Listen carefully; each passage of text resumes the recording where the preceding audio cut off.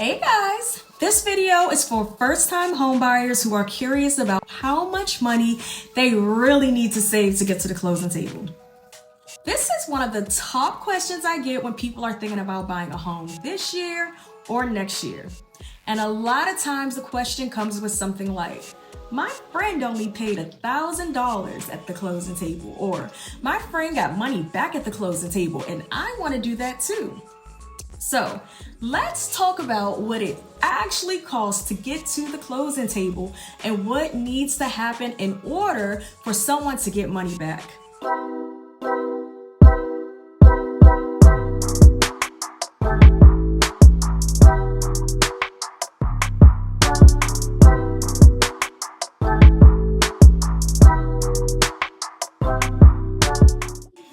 Quick disclaimer before I start. I'm licensed in DC, Maryland, and Virginia. So everything I'm explaining is based on how things typically work here in the DMV. First, I want to say it's almost impossible to get to the closing table without spending any money. Even when people say they only paid $1,000, what they usually aren't telling you is how much it costs to get there. In our area, it's very common for buyers to put down about 1% of the purchase price into an escrow account shortly after their offer is accepted. This is called earnest money. So let's use an example. If you're buying a $500,000 home, 1% of that is $5,000. That money is usually due within the first 7 days after your offer is accepted. This money shows the seller that you are serious about moving forward. You're asking them to take their home off the market, so they want to see that you have some skin in the game. Now, a lot of buyers ask me, do I have to put down 1%? And technically, the answer is no. You could put $1 down. The real question is whether the seller will accept your offer if you only put $1 down.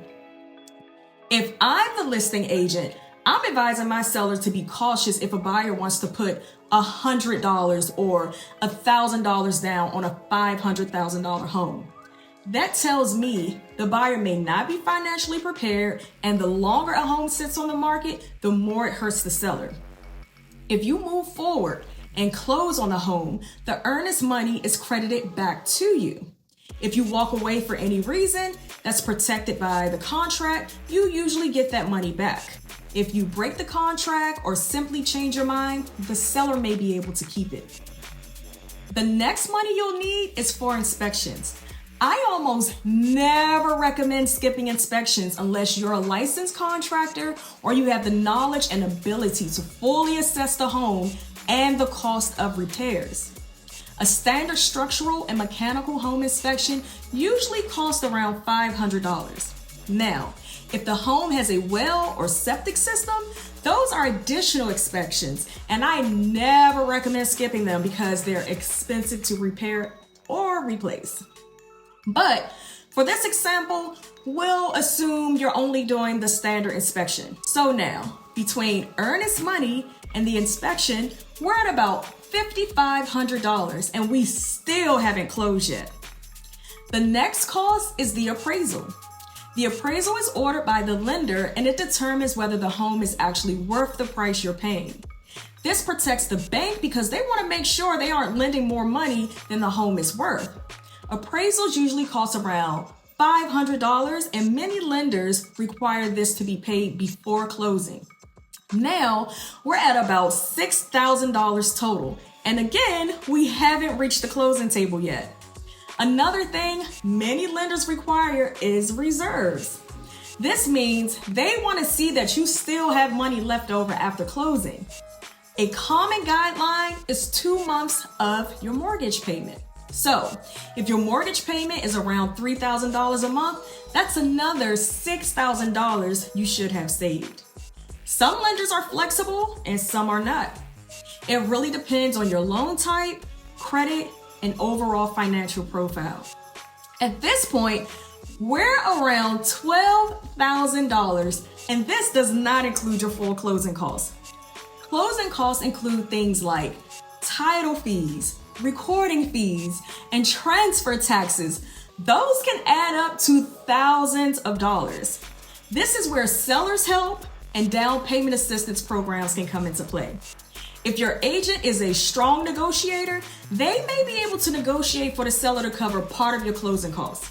However, I do want to be honest. If you're competing with other buyers, asking for seller's help can weaken your offer. That doesn't mean your agent did a bad job. It just means the market chose a stronger offer. Now, let's talk about how people usually come up with this money. Some buyers decide they want to buy a home a year in advance and start saving. Others use gift funds from family. Some buyers pull money from their 401k depending on the plan. Some people wait for tax season and save their money. And many buyers use grants and down payment assistance programs. So, a comfortable number I usually tell first-time home buyers to aim for is around $10,000 to $15,000 depending on the price of the home and the type of loan they're using. Can you buy with less? Sometimes, yes. Is it easier and less stressful when you have more saved? Absolutely. If you're thinking about buying this year or next year and want help building a plan, feel free to reach out. Thanks for watching. Bye. See you in the next video.